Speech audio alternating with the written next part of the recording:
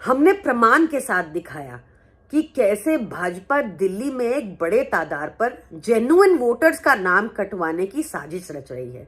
Specially हमारे पूर्वांचली भाई बहनों को बदनाम करके, उनको घुसपैठिया बुला के उनके नाम वोटर लिस्ट से डिलीट करने की एप्लीकेशंस दे रही है।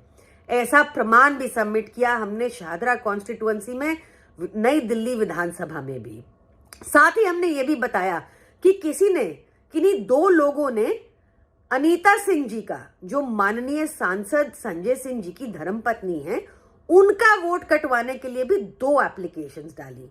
इसके प्रतिक्रिया में भाजपा के कई नेता जैसे अमित मालविया जोर जोर की चिल्लाने लगे और कहने लगे कि अनीता सिंह जी तो सुल्तानपुर की वोटर है और बहुत भ्रम फैलाया।